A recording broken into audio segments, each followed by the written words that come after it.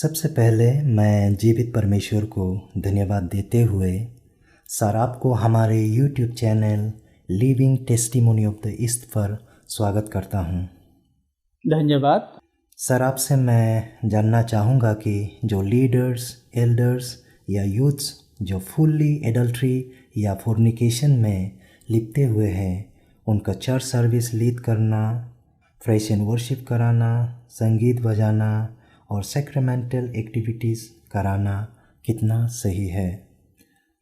और lastly sir आपसे जानना चाहूँगा कि इसके कंसिक्वेंसेस हमारे क्रिश्चियन जीवन में क्या ला सकती हैं। Please sir. धन्यवाद। मैं इस माध्यम को सबसे पहले धन्यवाद देता हूँ। मुझे परमेश्वर का वचन के साथ हमें कुछ बात शब्द रखने के लिए मौका दिया, तो सबसे पहले मैं अपने परमेश्वर को और ये माध्यम को भी धन्यवाद देता हूँ। जब चर्च की विशेषता में हम लोग आते हैं, बात करते हैं, तो चर्च एक पवित्र स्थान होता है। चर्च में प्रभु के लोग रहते हैं, वहाँ पर स्तुति, आराधना, इबादत होते हैं। चर्च को यूँ कहा जाए तो परमेश्वर का शरीर है, इस प्रकार से विश्वासी जन माना जाता है। चर्च में पवित्र लोग, खास तौर से जो अंधकार में हैं, उन लोगों को बुलाया वाला, द कॉल ऑफ पीपल, इस प्रकार से चर्च का नाम हुआ करते हैं। And the part of the body of Christ बोल के भी जाना जाता है।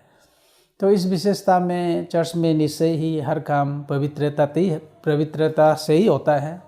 बोली वचन हो, हर काम हो, वहाँ में पवित्र ढंग से ही किया जाना जाता है।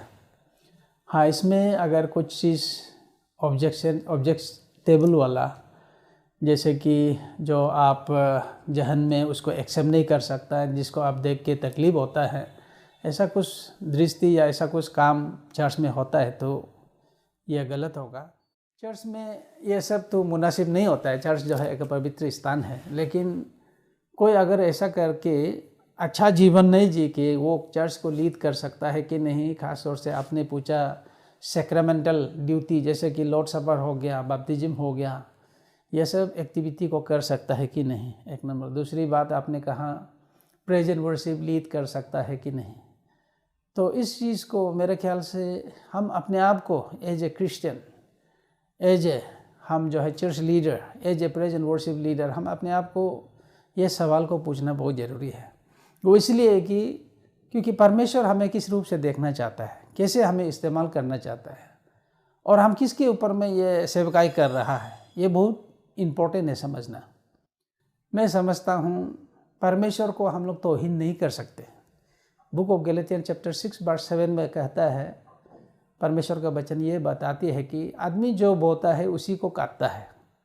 हम परमेश्वर को मजाक नहीं बना सकते, हम ढोंगी नहीं कर सकते। परमेश्वर हिपोक्रेसी को नफरत करता है। मैं तो सीधी सादी बोलने वाला आदमी हूँ।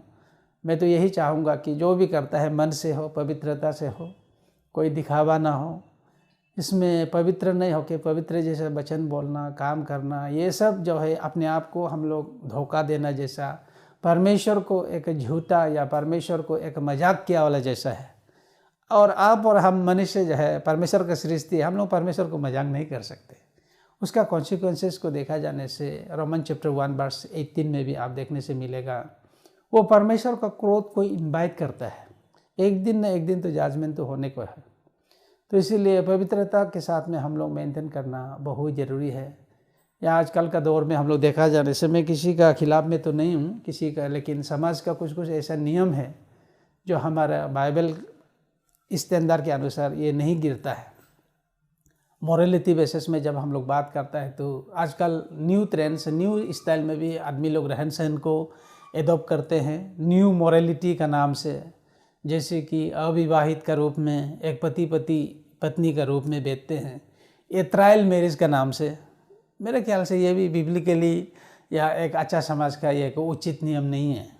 आप मैरिज को कैसे टेस्टिंग कर सकते हैं, कैसे ट्रायल में न रख सकता है।